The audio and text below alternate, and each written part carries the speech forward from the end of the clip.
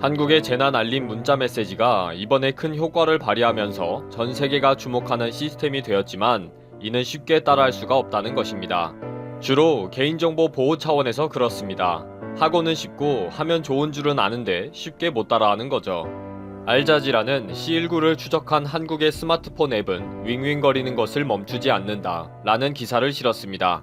아주 유용한 시스템이고 지금 이 상황에 특히 꼭 필요한 시스템이지만 경보에 대한 개인들의 피로감과 개인정보 보호 문제는 이런 시스템에 강력한 도전과 문제를 제기하고 있다고 보고 있습니다. 한국의 방역 시스템은 휴대폰의 앱을 활용한 기술을 많이 사용하는데 최종 판정자의 전파 경로는 온라인으로 게시되고 입국하는 여행자는 공항 도착 시에 다운로드해야 하는 앱에서 매일 증상을 보고해야 하는 정도입니다. 특히 스마트폰을 보유하고 있는 대부분의 사람들에게는 위치 기반 메시지를 통해 이미 전파되었던 지역 근처에 있을 경우에는 비상 메시지를 받습니다. 알자지라는 한국에서의 비상 문자 메시지는 긴급한 정보를 알려주는 기능 외에도 사회적, 문화적 압박을 가하는 효과도 있다는 것입니다. 그러나 매일 메시지가 계속 울릴 정도로 반복이 되면서 사람들은 피로해하는 경향을 보이기도 합니다. 때로는 귀에서 벌소리처럼 윙윙거리는 소리를 계속 듣기도 해서 어떤 경우에는 사람들이 정말 피곤해하기도 한다고 보도하고 있습니다. 알자지라의 취재에 의하면 많은 한국인들이 너무 자주 보낸다, 때로는 성가시다, 비상사태가 아닌 일상생활에서 많은 메시지를 받게 되면 도리어 무시하게 되기 때문에 효과가 없다 라고 했다고 합니다. 그러면 다른 나라에서는 분명한 효과가 있는 이 재난 문자 서비스를 어떻게 할 것인가? 지금 각 나라는 한국의 이 시스템에 대해 심각하게 고민을 하고 있다고 합니다. 가장 먼저 개인정보 보호 문제입니다. 한국에서 이미 최종 판정을 받은 사람의 경로에 대한 특정 세부 정보가 노출되면서 자신의 신원이 드러난 사례가 문제가 되고 있다는 거죠. 특정 호텔과 레스토랑 등의 이름을 온라인에 게재하는 것은 심각하게 개인정보를 보호하지 않는 문제로 보고 있습니다. 미국보다 한국 등 아시아권에서는 공공의 이익에 대한 주장이 있을 때는 프라이버시에 대한 요구가 아주 많이 낮다 라고 보고 있는 것입니다. 그렇기 때문에 미국을 포함한 다른 국가들은 한국과 유사한 경보 시스템을 고려하지 않을 것이며 그 전에 한국의 방식이 완벽한 방법이었는지도 모르겠다 라고 하면서 알자지라의 분석 기사를 매듭 지었습니다. 즉, 이 문자 메시지는 개인정보 보호의 문제뿐 아니라 범죄에 악용되기도 한다는 것이 다른 나라의 심각한 고민입니다. 미국 연방통신위원회는 C19 사태로 인한 소비자에 대한 경보 및 안전 요령을 발표하면서 최근에 C19 메시지를 가장한 범죄 문자에 대한 주의를 요청했습니다. 이 사이트에 있는 문자를 보면 연방법에 의해 진단을 쉽게 하도록 도와드리고 있습니다. 하루 만에 무료 진단 키트를 받고 싶으면 1번을 눌러주십시오. C19 사태로 융자금에 대한 이자 동결 안내입니다. 이 신규 조치로 기화의 상환 의무가 해당이 되는지 확인하십시오. 아래 전화로 연락주세요. 친절하게 상담해 드립니다. 이런 내용의 사기 문자가 많이 오고 있으니 조심하라는 것입니다. 미국에서도 문자 사기 범죄가 많이 있고 이런 사기 문자와 보이스피싱 범죄에 당하는 피해자가 많다 보니 더 개인정보 보호에 예민합니다.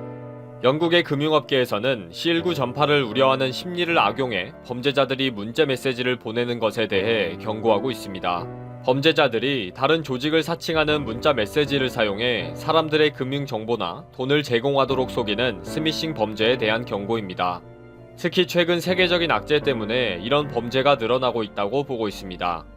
영국은 이미 7년 전에 비상경보 시스템이라는 것을 시행하기로 했지만 제대로 실행한 적이 없기 때문에 체계적인 매뉴얼 구축 등 시스템이 사용 불가능한 상황입니다.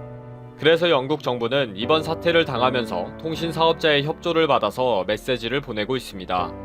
영국이 벤치마킹하려는 국가는 한국과 네덜란드입니다. 정부가 직접 시스템을 운영하면서 전화 사용자에게 직접 메시지를 보내는 방법입니다. 분명히 이 시스템이 사람들이 비상시에 특정 보호 조치를 즉각 취하게 하는 효과가 있다고 알고 있지만 소홀히 해왔었습니다. 사실 이런 문제는 한국도 마찬가지로 범죄에 취약한 것은 분명한 것 같습니다. 한국에서도 최근에 마스크를 무료 배부한다, 당신이 살고 있는 지역의 최종 판정자를 확인할 수 있다 등으로 인터넷 주소 링크를 누르도록 유도하는 범죄가 있었는데 바로 악성 앱이 깔리고 개인정보가 유출된다는 거죠. 사기꾼들은 세상이 평안하든지 어지럽든지 항상 바쁘고 기회를 만들어 가나 봅니다. 또 한국도 알림 문자가 너무 여러 곳에서 오고 있는데 그 문자의 내용의 심각성이 각각 다르다 보니 혼란이 빚어지기도 합니다. 긴급 재난 문자에 담긴 정보 공개 수준과 내용들이 지역에 따라 다르고 정보의 수준이 달라서 도리어 불신의 대상이 되기도 하는 것입니다. 지금의 세계적인 악재 때문에 한국의 비상경보 메시지가 꼭 필요한 것으로 보고 장비와 운용 시스템에 대해 깊은 관심을 가지고 있는 각 국들이 개인정보보호법에 걸려서 이러지도 저러지도 못하는 상황이라고 합니다. 개인정보 유출에 의한 위험성을 감수하고서라도 정부의 정책에 협조해주는 한국의 국민들의 단결심과 애국심은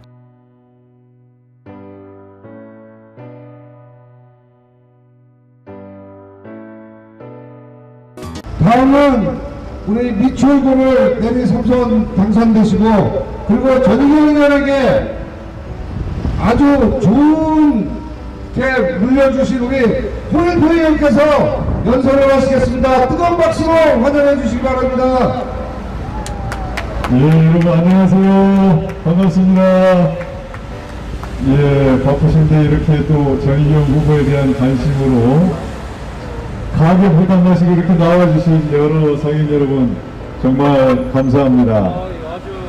우리 오늘 또 이 자리에 귀한 손님들이 많이 오셨죠. 문재인 정권 3년 동안 우리 경제는 정말 걱정스러울 정도로 어려워졌습니다. 작년 한 해에만 우리나라의 성장률은 2%에 그쳤는데 이거는 금융위기 이후 10년 만에 가장 낮은 수치고 OECD 36개국 중에 34등에 해당한다고 합니다. 그동안 석유 파동이 있었던 것도 아니고 금융위기가 있었던 것도 아닌데 왜 이렇게 성장률이 쪼그라들었느냐. 또 일자리 상황판 보기 좋게 대통령이 만들었지만 몇 달 지나서 흔적도 없이 사라지지 않았습니까? 작년 한 해에만 30, 40대 일자리가 20만 개가 줄었다는 거예요. 빈부격차는 더 확대됐습니다. 늘어난 것은 노인 일자리뿐입니다. 노인 일자리는 세금으로 만들지 않습니까? 그렇기 때문에 문재인 정권의 경제정책, 소득주도 성장은 세금주도 빈곤을 가져왔다. 이렇게 얘기하는 것입니다. 이거 그대로 두면 우리나라 더 어려워집니다. 이거 막아야겠죠? 그렇습니다. 이거 막는 길 무엇입니까? 기호 2번 전희경입니다. 여러분, 뭐 조국 때문에 우리 사회에 공정이 없어졌다. 정말 많은 분들이 공감하고 있습니다. 그런데 저는 또 한 가지 지적하고 싶은 것이 이 정권의 내로남불이 그 어느 때보다도 볼 수가 없을 정도로 크게 달했다는 것입니다. 문재인 대통령 지난번에 검찰총장 임명하면서 뭐라고 했습니까? 살아있는 정권도 엄격하게 수사하라. 보기 좋게 말했습니다. 윤석열 총장이 조국을 수사하자 이번에는 태도가 돌변했습니다. 추미애 법무장관을 임명해서 윤석열 총장의 수족을 다 잘라내서 지방으로 좌천시켰습니다. 검찰의 인사를 수십 년간 보아왔지만 이렇게 정치보복으로 검찰 인사하는 사람들은 처음 보았습니다. 여러분, 이런 것 이번 총선에서 국민 여러분께서 확실한 외초리를 들어서 때려주셔야 됩니다. 해답은 무엇입니까? 기호 2번 전희경입니다. 우리 후보들 중에 이번에는 동네 사람 뽑자는 사람이 있습니다. 국회의원이 이 지역을 위해서 해야 되는 일들은 동네 사람이 해결할 수 있는 게 아닙니다. 동네 사람이 하는 일들은 우리 지역의 시의원, 구의원들이 다 하고 있습니다. 여러분, 전봇대 불 나간 거 우리 구의원한테 연락하면 금방 해결되지 않아요? 이거 국회의원한테 얘기해야 됩니까? 아닙니다. 여러분, 제가 이 지역에 12년간 국회의원 하면서 바로 옆에 법원 검찰이 이사간 지 10년 동안 공터로 있던 자리에 인천 가정법원을 유치했습니다. 이것이 유치되고 난 뒤에 우리 지역에 사람이 왕래가 많아졌고 석방시장 매출이 확실하게 올라갔습니다. 여러분 잘했죠? 지역 발전은 이런 식으로 하는 겁니다. 그런데 이 가정법원 유치가 하루아침에 되는 게 아니에요. 몇 년 걸렸습니다. 이거 만드는데도 법을 통과시켰습니다. 법을 통과시키는 일은 국회의원 한 사람이 가서 혼자 떠든다고 되는 게 아닙니다. 많은 동료 의원들의 도움이 필요하고 때로는 당대표의 지원이 필요합니다. 그런데 우리 전희경 의원은 어떻습니까? 당 대변인을 3년이나 해서 당대표의 측근이에요. 그리고 그동안 대정부 질문 잘했죠. TV 토론 잘해서 인기가 좋다 보니까 우리 당 동료 국회의원들이 다 지역구에 불러가지고 당원교육 할 때 연설 좀 해달라 해서 전국에 안 다닌 데가 없습니다. 동료 의원들한테 인기가 짱이에요. 그러다 보니까 전희경이 부탁한 것은 안 들어줄 수가 없습니다. 우리 동료 의원들 다 동의하십니까? 여러분, 미추홀구의 지역현안 국회에서 해결할 때 우리 통합당 동료 의원들 다 지원받을 수 있는 유일한 의원 누굽니까? 여러분, 이번에 다른 후보들은 당선되면 다 초선입니다. 그런데 전희경은 재선이에요. 아니, 한 번 찍어서 재선된 의원을 갖는다는 게 이게 보통 일이 아닙니다. 이건 우리 정말 복이에요. 재선 의원이 되면 국회 상임위원회 간사를 맡을 수가 있습니다. 간사가 되면 장차관들이 맨날 와서 설명하고 협조를 부탁해요. 상임위원회 간사는 막강한 파워가 있는 사람입니다. 전희경이 이번에 당선되면 국회 상임위원회 가서 간사가 돼가지고 우리 지역 현안을 장차관들 불러서 얼마든지 얘기할 수 있는 파워를 갖게 됩니다. 그런 사람 지금 나온 후보 중에 아무도 없어요. 여러분, 전희경 선택해 주십시오. 저 오래 살았으니까 이 사람이 좋겠다. 그건 절대 아닙니다. 이제 아시겠죠? 국회의원이 돼가지고 지역 문제를 해결한다는 것은 국회에 올라가서 법안을 통과시키거나 또는 장차관이나 행정부의 고위공무원들을 불러서 도움을 받아야 해결될 수가 있는 겁니다. 이거를 동네 사람 가지고 되겠습니까? 여러분, 우리 지역 문제 누가 가장 잘 해결할 수 있습니까? 전희경! 그렇습니다. 기후이동은 전희경! 이번 총선을 통해서 문재인 정권의 폭주를 막아서 우리 경제를 올바른 방향으로 되돌리고 내로남불, 의선, 무능 이런 사람들에게 확실한 경종을 울려주고 우리 지역 발전을 위해서 정답은 기후이동 전희경입니다. 한 말씀만 더 드리면요.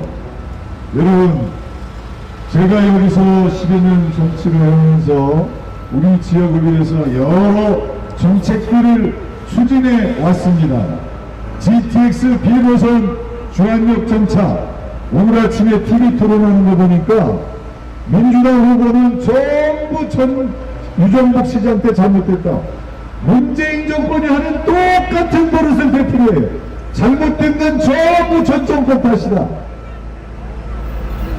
지금 문재인 정부가 이 재난 방안 국민들 위해서 뭐 얼마씩 나눠주겠다고 세금 폭풍 쓰자고 하는데 그런 세금 쓸 수 있는 기반은 박근혜 정부 때 만들어졌습니다.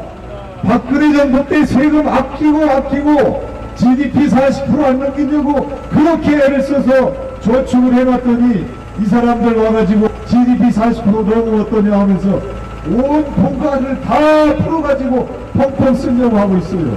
이거 잘못된 겁니다. 이거 잘못된 거예요. 이거 이번 총선을 통해서 확실하게 심판해야 되는데 지금 이 지역 민주당 후보도 똑같아요. 전부 전 유정복 시장 탓이다. 자기가 부시장에서 왜 못 고쳤습니까? 이런 분들을 국회로 보내면 안 됩니다. 여러분, 저는 네거티브하고 싶지 않습니다. 우리 지역 문제 가장 잘 해결할 수 있는 파워와 경로를 알고 있는 사람, 기호 2번 전희경이다. 그것만 알아주시고 내일 모레 사전투표 때 또는 15일날 투표장에 가셔서 꼭 투표해 주시고, 저 홍일표가 자신있게 추천하는 사람 전희경이다. 홍일표가 해왔던 일 이어받아서 할 수 있는 능력과 파워가 있는 사람, 더 잘할 수 있는 사람 전희경이다. 이렇게 말씀드립니다. 감사합니다. 고맙습니다.